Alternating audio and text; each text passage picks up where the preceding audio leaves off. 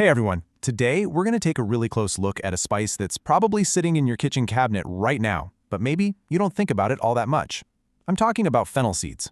It turns out there's an absolutely fascinating story of science and tradition packed into these tiny little things. So let me just ask you this, right off the bat. What if I told you that a single teaspoon of that spice could deliver a pretty decent hit of fiber, some essential minerals, and even plant compounds that scientists are studying for things like menstrual cramps and even infant colic? Kind of makes you look at it differently, right?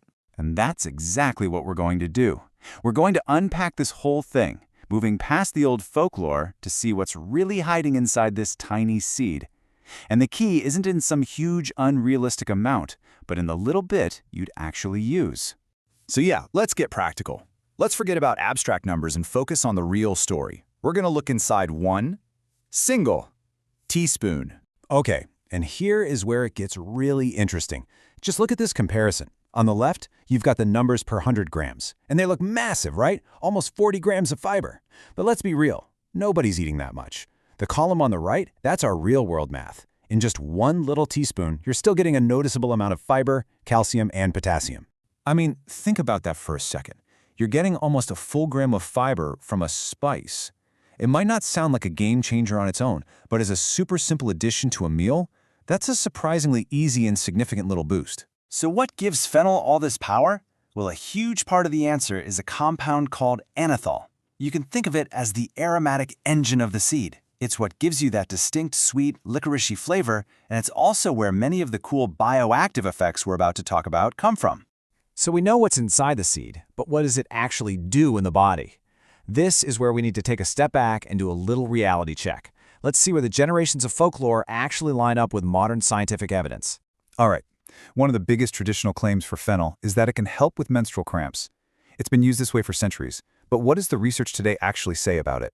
So what's the verdict? Well, the science is actually pretty promising. Some studies suggest fennel can reduce pain, sometimes as effectively as common over-the-counter pain relievers. But, and this is really important, the evidence isn't totally conclusive yet.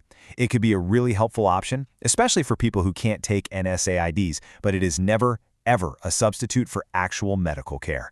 Now for another huge and honestly much more sensitive claim. Soothing infant colic. You know, this is an area where parents are often just desperate for solutions, and fennel has been suggested as a natural remedy for a long, long time. And again, the evidence does show a signal here. Some clinical trials have found that fennel preparations might reduce crying time in colicky infants. But the studies are pretty small, and the formulas and doses are all over the place. So the message from all the research is crystal clear. Always, and I mean always, talk to a pediatrician or a pediatric clinician first before trying anything.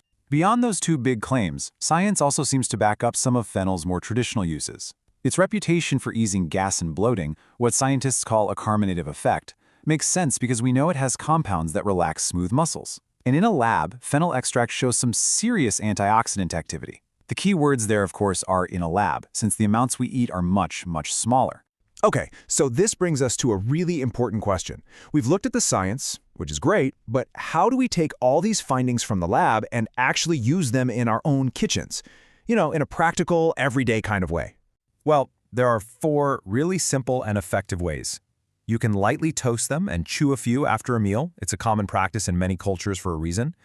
Or you can crush the seeds and brew them into a simple, soothing tea. In your cooking, you can bloom them in hot oil to release all that amazing aromatic flavor into a dish. And, of course, they're fantastic baked into breads or blended into spice rubs. But listen, anytime we're talking about a food that has these kinds of real bioactive effects, we have to talk about safety. It is so important to understand the caveats and know who needs to be a little more careful. And I really want to pause here for a second, because this is probably the most critical point of all. We just talked about colic, but there's a very, very important safety consideration when it comes to infants and young children.